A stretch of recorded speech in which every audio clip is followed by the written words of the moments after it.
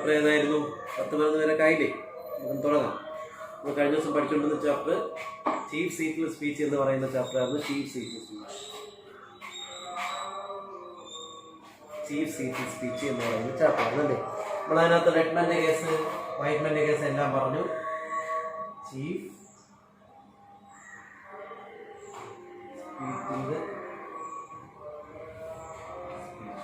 ഇതായിരുന്നു നമ്മൾ പഠിച്ചുകൊണ്ടിരുന്നത്. ഇതിനകത്ത് നമ്മൾ ആരുടെ കേസ്? റെഡ്മാൻ്റെ കേസും വൈറ്റ്മാൻ്റെ കേസും ഒക്കെ പറഞ്ഞു.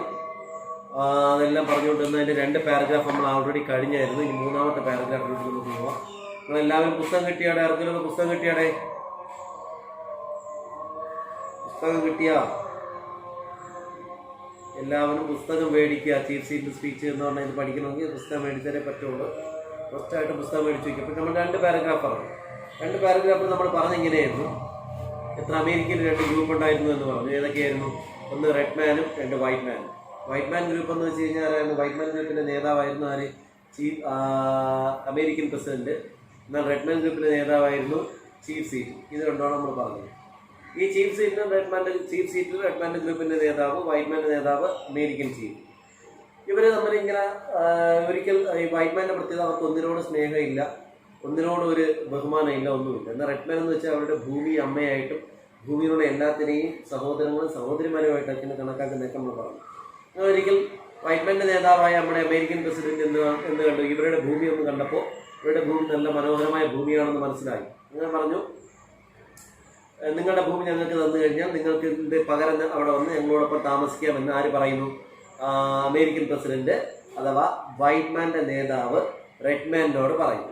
വൈറ്റ്മാനെ സംബന്ധിച്ചിടത്തോളം റെഡ്മാൻ എന്ന് പറയുന്ന ഗ്രൂപ്പിൻ്റെ പ്രത്യേകത എന്ന് വെച്ച് കഴിഞ്ഞാൽ വളരെയധികം അപരിഷ്കൃതരായ മനുഷ്യരായിട്ടാണ് കരുതുന്നത്. വിദ്യാഭ്യാസം ഒന്നുമില്ലാത്ത ആൾക്കാരായിട്ടാണ്.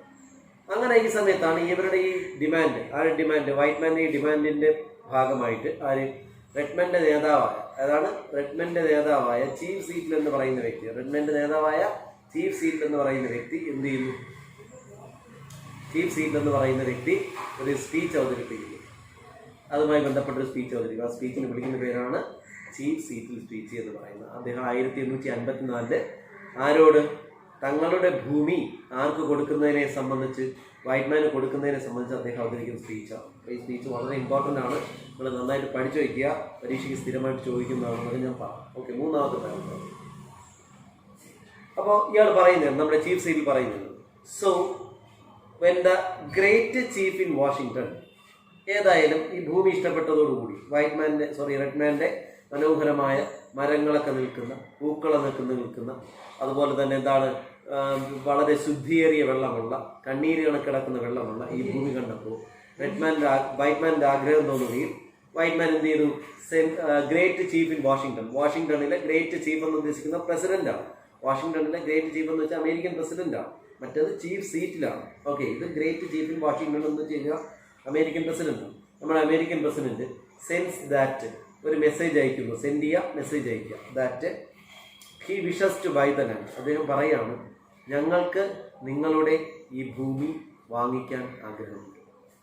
He wishes to buy the land. അദ്ദേഹം പറയുന്നു, ഞങ്ങൾക്ക് നിങ്ങളുടെ ഈ ഭൂമി വാങ്ങിക്കാനായിട്ട് താല്പര്യമുണ്ട് എന്ന് പറയുന്നു. ഓക്കെ, ഞങ്ങൾക്ക് നിങ്ങളുടെ ഈ ഭൂമി വാങ്ങിക്കാനായിട്ട് താല്പര്യമുണ്ടെന്ന് പറയുന്നു. The great chief sense word. Great chief എന്ന് പറയുന്ന വ്യക്തി അഥവാ നമ്മുടെ അമേരിക്കൻ പ്രസിഡന്റ് ഇങ്ങനെയാണ് വാക്കുകൾ അയച്ചത്. എങ്ങനെയാണ് വാക്കുകൾ അയച്ചത്? That he will reserve us a place. ഞങ്ങൾ നിങ്ങൾക്ക് വേണ്ടി മറ്റൊരു പ്രദേശം റിസർവ് ചെയ്തിട്ടുണ്ട്, മാറ്റിവെച്ചിട്ടുണ്ട്. സോ ദാറ്റ്, അതുകൊണ്ട് തന്നെ we can live comfortably among ourselves. നമുക്കെല്ലാവർക്കും അവിടെ സ്വസ്ഥമായിട്ട് ജീവിക്കാം. അതുകൊണ്ട് നിങ്ങളുടെ ഈ ഭൂമി ഞങ്ങൾക്ക് തന്നിട്ട് നിങ്ങൾ ഞങ്ങളുടെ ഭൂമിയിലേക്ക് വരിക. ഞങ്ങളുടെ ഭൂമിയിലെ പ്രത്യേകത എന്ന് വെച്ച് കഴിഞ്ഞാൽ അവിടെ ഇവർക്കറിയാം, റെഡ്മാൻ നന്നായിട്ട് അറിയാം വൈറ്റ്മാൻ്റെ ഭൂമിയുടെ പ്രത്യേകത വെച്ചാൽ അവിടെ മൃഗങ്ങളെ കൊല്ലുന്നു, മനുഷ്യരെ കൊല്ലുന്നു, എല്ലാം വളരെ ക്രൂരകൃത്യമായ കാര്യങ്ങളാണ്. ഒരു മരങ്ങൾ പോലുമില്ല, നന്നായിട്ടുള്ള പൂക്കൾ പോലുമില്ല, ഒന്നുമില്ലാത്ത കാരണം ഇവർക്ക് ഒന്നിനോടും അങ്ങനെ സ്നേഹമില്ല. ആർക്കാണ്? വൈറ്റ്മാൻ ഒന്നിനോടും സ്നേഹമില്ല എന്നുള്ള കേസ് കൊണ്ട്. അപ്പോൾ ഇവിടെ പറയുന്ന കേസ്, ഇദ്ദേഹം പറയുന്ന കേസ് ഇങ്ങനെയാണ്, നിങ്ങൾ ഞങ്ങളോടൊപ്പം വരൂ, നമുക്ക് അവിടെ പോയി നമുക്ക് ഒരുമിച്ച് താമസിക്കാം, പകരം നിങ്ങളുടെ ഈ ഭൂമി ഞങ്ങൾക്ക് തന്നേ പറ്റൂ. കാരണം അത്ര മനോഹരമായ ഭൂമിയായിട്ടാണ് ആരത് ഉണ്ടാക്കിയിരിക്കുന്നത്. അതിന് ആ രീതിയിലാണ് അവർ നോക്കുന്നത്. റെഡ്മാൻ നോക്കുന്നത്. പക്ഷെ 10 ദിവസം ഇവന്മാർ കിട്ടിയാൽ അറിയാം ഇവന്മാർ ഇതിനെല്ലാം നശിപ്പിക്കുമെന്ന്. റെഡ്മാൻ വ്യക്തമായിട്ട് അറിയാം. ഓക്കെ, അടുത്തത് ഇദ്ദേഹം നമുക്ക് ഒരുമിച്ച് ഇരിക്കാം എന്ന് പറയും. He will be our father and we will be his children. അദ്ദേഹം പറഞ്ഞു, വൈറ്റ് മാൻ്റെ നേതാവായ അമേരിക്കൻ പ്രസിഡന്റ് പറയുന്നത് he will be our father. നിങ്ങൾക്കറിയാമോ, he will be our father. നിങ്ങളുടെ റെഡ്മാൻ എന്ന് പറയുന്ന ഗ്രൂപ്പ് ഞങ്ങളുടെ ചിലപ്പോൾ ഫാദേഴ്സ്, ഞങ്ങളുടെ പൂർവികരായിരിക്കാം. ഇയാൾ പറയണം, എന്താണ് സ്ഥലം കിട്ടാൻ വേണ്ടി പറയുന്നതാണ്. മാത്രമല്ല we will be our children, ഞങ്ങളെന്ന് വെച്ച് കഴിഞ്ഞാൽ അവരുടെ മക്കളുമായിരിക്കും. നമ്മളെല്ലാവരും പണ്ട് കാലത്ത് ഒരുമിച്ചാണ് താമസിച്ചിരുന്നത്. അന്ന് അത്ര ആൾക്കാരെ ഉള്ളായിരുന്നു. പിന്നീട് നമ്മൾ രണ്ടുപേരും പരസ്പരം റെഡ്മാനും വൈറ്റ് മാനും എന്ന രീതിയിൽ വേർപെട്ട് പോയതായിരിക്കാം. അതുകൊണ്ട് തന്നെ നമ്മളെല്ലാവരും ഒന്നാണ്. ഞങ്ങൾ നിങ്ങളുടെ ഞങ്ങളുടെ പൂർവികരാണ് നിങ്ങൾ, അല്ലെങ്കിൽ നിങ്ങളുടെ തലമുറയാണ് ഞങ്ങൾ എന്നൊക്കെ ഓർമ്മിച്ചുകൊണ്ട് നമുക്ക് ഒരുമിച്ച് ജീവിക്കാമെന്ന് പറയും. സോ വി വിൽ നമ്മുടെ ഇദ്ദേഹം പറയണല്ലേ, ചീഫ് സീറ്റിൽ പറയുന്നത്. എന്നിട്ടാണ് ചീഫ് സീറ്റിൽ പറയുന്നത്, so we will consider your offer to buy your lands. ഇദ്ദേഹം പറയുന്നത്. അപ്പോൾ അത് കളിയാക്കിക്കൊണ്ട് ചീഫ് സീറ്റിൽ പറയുന്നത്. ചീഫ് സീറ്റിൽ പറയുന്നത് ഇങ്ങനെയാണ്. ചീഫ് സീറ്റിൽ അഥവാ റെഡ്മാൻ്റെ നേതാവ് പറയുന്നത് എങ്ങനെയാണ്, ശരിയാണ്, നിങ്ങൾ പറയുന്നതൊക്കെ നിങ്ങളോടൊപ്പം ഞങ്ങളും താമസിക്കാൻ തയ്യാറാണ്. കാരണം നിങ്ങൾ പറയുന്ന ഒരു കാര്യം ശരിയാണ്. എന്താണ് ശരി? നിങ്ങൾ ഞങ്ങളുടെ പൂർവികരായിരിക്കാം, അല്ലെങ്കിൽ ഞങ്ങൾ നിങ്ങളുടെ തലമുറകളായിരിക്കാം, പണ്ട് കാലത്ത് നമ്മളെല്ലാം ഒരുമിച്ച് ജീവിച്ചതായിരിക്കാം. അങ്ങനെയൊക്കെ ആയതുകൊണ്ട് നിങ്ങൾ പറയുന്ന കാര്യം എങ്ങനെയാണ് ഞാൻ ഉപേക്ഷിക്കുന്നത്? കളിയാക്കി പറഞ്ഞത് ആര്? റെഡ്മാൻ്റെ നേതാവായ ചീഫ് സീറ്റിൽ കളിയാക്കി പറയുന്നത് എങ്ങനെയാണ് ഞങ്ങൾ ഉപേക്ഷിക്കുന്നത്? We will consider your offer to buy the land. ഞങ്ങൾ നിങ്ങളുടെ ആ ഓഫർ കൺസിഡർ ചെയ്യാം. ശരി, ആയിക്കോട്ടെ, നമുക്കിനിയിപ്പം വലിയ ബുദ്ധിമുട്ടൊന്നുമില്ല, ഞങ്ങൾ പരിഗണിക്കാം, സമ്മതിച്ചു തരാം. ഇനിയിപ്പോൾ എന്ത് ചെയ്യുന്നത്? നിങ്ങൾ പറഞ്ഞില്ലേ നിങ്ങളോടൊപ്പം വന്ന് താമസിക്കാമെന്ന് പറഞ്ഞില്ലേ? പണ്ട് കാലത്ത് നമ്മളെല്ലാവരും ഒരുമിച്ചായിരിക്കാം. ചിലപ്പോൾ നമ്മളുടെ പൂർവികരായിരിക്കാം നിങ്ങൾ, നിങ്ങളുടെ കുഞ്ഞുങ്ങളായിരിക്കാം നമ്മളെല്ലാം ഒരുമിച്ച് പണ്ട് എങ്ങനെ ഇരുന്നു. അതുകൊണ്ട് തന്നെ നമുക്ക് എന്ത് ചെയ്യാം? ഞങ്ങൾക്ക് വിഷമമൊന്നുമില്ല, നമുക്ക് സമ്മതിക്കാം എന്നുള്ള രീതിയിൽ പറഞ്ഞു. But it will not be easy.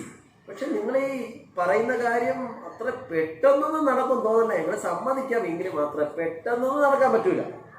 Four this land is sacred to us. കാരണം ഈ ഭൂമി എന്ന് പറയുന്നത്, ഞങ്ങൾ ഈ താമസിക്കുന്ന ഭൂമി എന്ന് പറയുന്നത് വളരെ സാക്രഡാണ്. ഞങ്ങളെ സംബന്ധിച്ചിടത്തോളം പരിപാവനമാണ്, പുണ്യമാണ്. സാക്രഡാണ്, പരിപാവനമാണ്, പുണ്യമാണ്.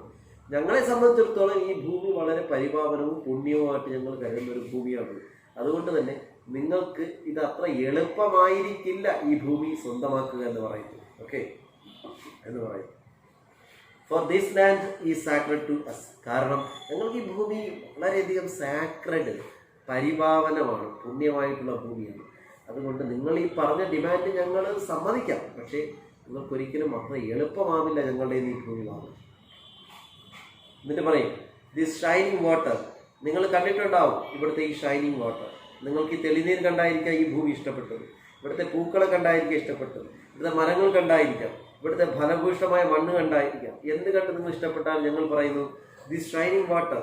ഞങ്ങൾ റെഡ്മാൻ എന്ന് പറയുന്ന ഗ്രൂപ്പിൻ്റെ ഈ ഭൂമിയിലുള്ള ഈ തിളങ്ങുന്ന ജലം that moves in the streams and reverse.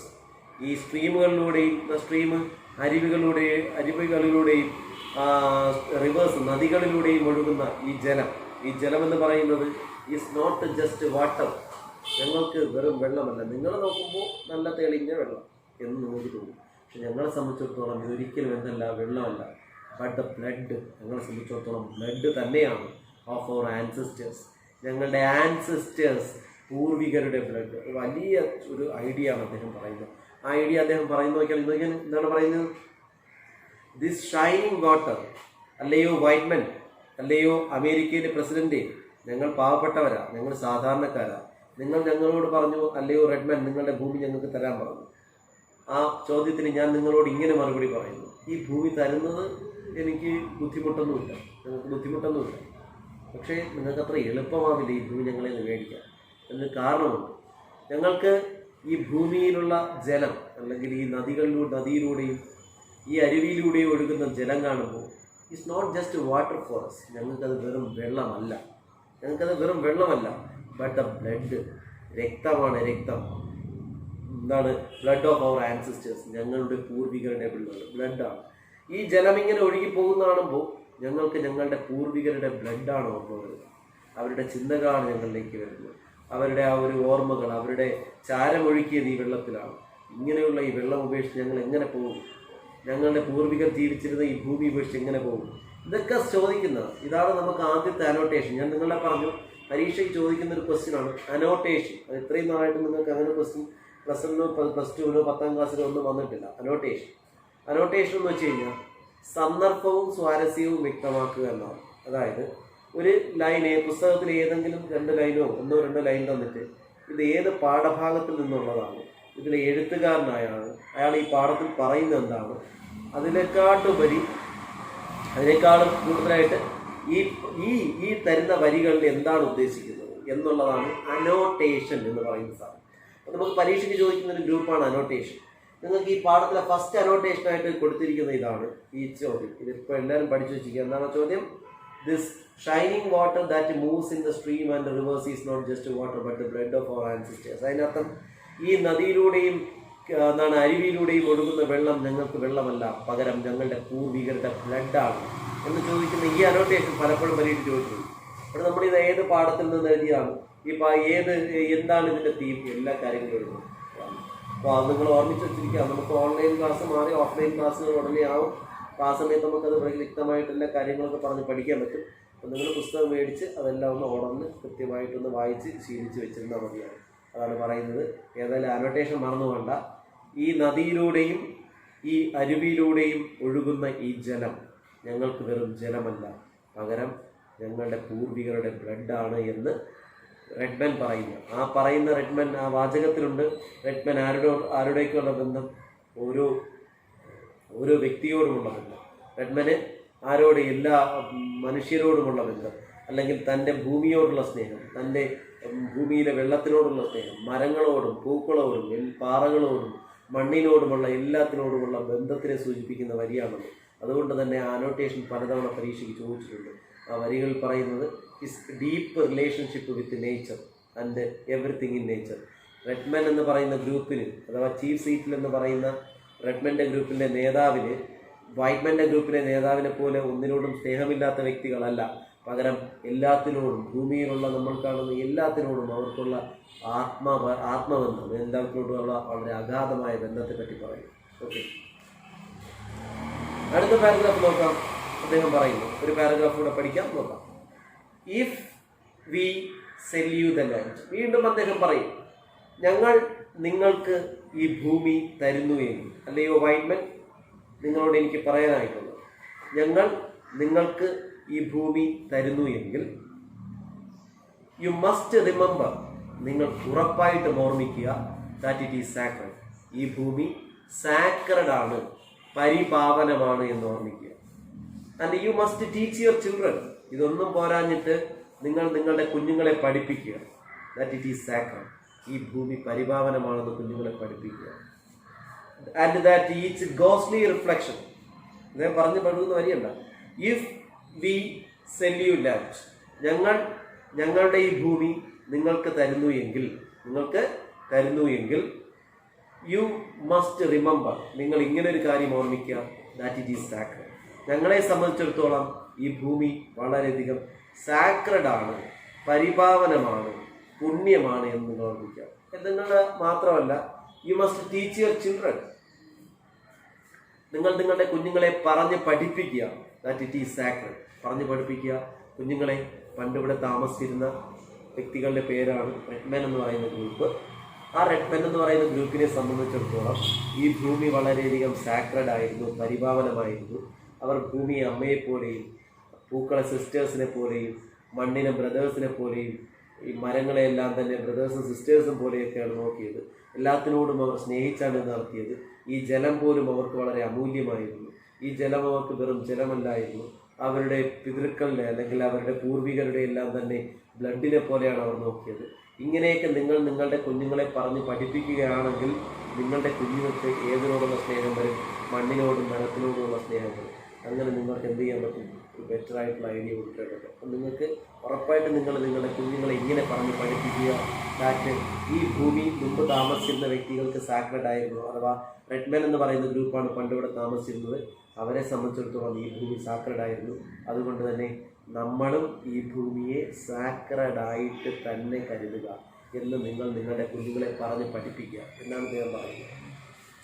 And that each ഗോസ്ലി reflection in the clear water. നമ്മുടെ ഈ വെള്ളത്തിൽ ജലത്തിൻ്റെ പ്രത്യേകത, ജലത്തിൽ എപ്പോഴും ഗോസ്റ്റ്ലി റിഫ്ലക്ഷൻ, പ്രേതാത്മകമായ പ്രതിഫലനം എന്ന് പറയും. അതിൻ്റെ അർത്ഥം എപ്പോഴും നമ്മൾ മരിച്ചുപോയ എല്ലാ ആൾക്കാരും, പൂർവികരെല്ലാവരും തന്നെ വെള്ളത്തിൽ, അവരുടെ ജലത്തിൽ, നമ്മൾ കാണുന്ന ജലത്തിൽ അവരുടെ ആത്മാക്കളുടെ റിഫ്ലക്ഷൻ ഉണ്ടെന്നാണ് പറയുന്നത്. അത് തന്നെയാണ് ഇദ്ദേഹം പറയുന്നത്, the ghostly reflection in the clear water.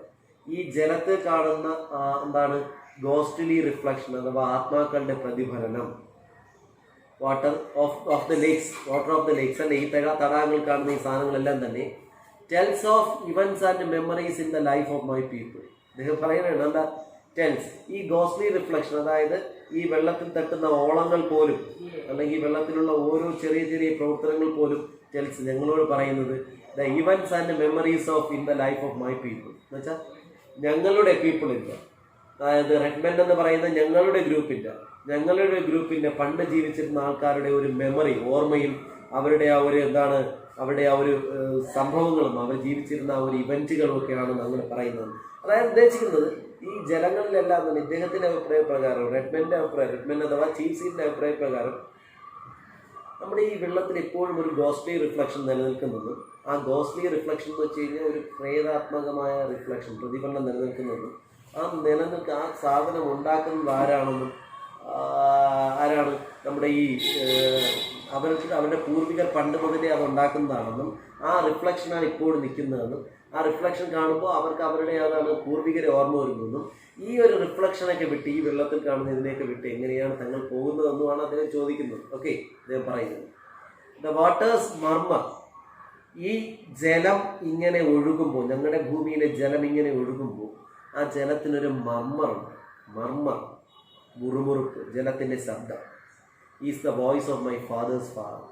ആ വോയിസ് കേൾക്കുമ്പോൾ ഞങ്ങൾക്ക് ആരുടെ ശബ്ദമായിട്ട്, അവർ ഫാദേഴ്സ് ഫാദർ, ഞങ്ങളുടെ അച്ഛനപ്പൂപ്പന്മാർ എന്ന് പറയും അല്ലേ, പൂർവികരുടെ ശബ്ദമായിട്ടാണ് ഈ ജലത്തിലൂടെ ഇങ്ങനെ ഉണ്ടാകുന്ന ശബ്ദം ഞങ്ങൾ കേൾക്കുമ്പോൾ ഞങ്ങളുടെ പൂർവികർ ഞങ്ങളോട് സംസാരിക്കുന്നതായിട്ടാണ് ഞങ്ങൾക്ക് തോന്നുന്നത്. The rivers are our brothers. നിങ്ങൾക്കറിയാമോ, ഈ റിവേഴ്സ് ഞങ്ങളുടെ ബ്രദേഴ്സാണ്. They quench our thirst. ഈ റിവേഴ്സ്, ഞങ്ങളുടെ ഈ നദികളെല്ലാം തന്നെ, ഈ കിണറുകളും നദികളും ഈ വെള്ളം എല്ലാ റിവേഴ്സും ഞങ്ങളുടെ എല്ലാ ജലാശയങ്ങളും ഞങ്ങളുടെ ബ്രദേഴ്സാണ്, ഞങ്ങളുടെ സഹോദരങ്ങളാണ്. കാരണം ദേ ക്വെഞ്ച്, അവരാണ് ശമിപ്പിക്കുന്നത്, അവർ തേഴ്സ്റ്റ്, ഞങ്ങളുടെ ദാഹം. ഈ വെള്ളമാണ് ഞങ്ങളുടെ ദാഹം ശമിപ്പിച്ച് ഞങ്ങൾക്ക് ആയുസ്സും ആരോഗ്യവും തരുന്നത്. അതുകൊണ്ട് ഈ ജലം കാത്തു സൂക്ഷിക്കുന്ന നദികളെയെല്ലാം തന്നെ ഞങ്ങളുടെ ബ്രദേഴ്സ്, സ്വന്തം സഹോദരങ്ങൾ, ഞങ്ങളെ എപ്പോഴും സഹായിക്കുന്ന സ്വന്തം സഹോദരങ്ങളായിട്ടാണ് കരുതുന്നത്. ദ റിവേഴ്സ് ക്യാരി അവർ ക്യാനോസ്. ഞങ്ങളുടെ ക്യാനോ, ചെറുവള്ളങ്ങളെ എപ്പോഴും വഹിച്ചുകൊണ്ട് ഒരു സ്ഥലത്ത് നിന്നും അപ്പുറത്തെ സ്ഥലത്തേക്ക് കൊണ്ട് വ്യാപാരം ഞങ്ങളെ നടത്താൻ സാധിപ്പിക്കുന്നത് ആരാണ്? ഈ റിവേഴ്സാണ്. And feed our children. ഞങ്ങളുടെ കുഞ്ഞുങ്ങൾക്ക് വെള്ളം ഊട്ടുന്നതും ഭക്ഷണം ഊട്ടാൻ സഹായിക്കുന്നതും, വെള്ളം ഉണ്ടെങ്കിലല്ലേ സാധനങ്ങളൊക്കെ നമ്മുടെ കൃഷിയൊക്കെ നടക്കും. അപ്പോൾ ഇതെല്ലാത്തിനും ഞങ്ങളുടെ കുഞ്ഞുങ്ങൾക്ക് ഭക്ഷണം ഉണ്ടാക്കാനായിട്ട് ഫീഡ് ചെയ്യുന്ന, ഊട്ടുന്നത്, ഞങ്ങളുടെ കുഞ്ഞുങ്ങളെ ഊട്ടുന്നത് ആരാണ്? ഈ റിവേഴ്സാണ്.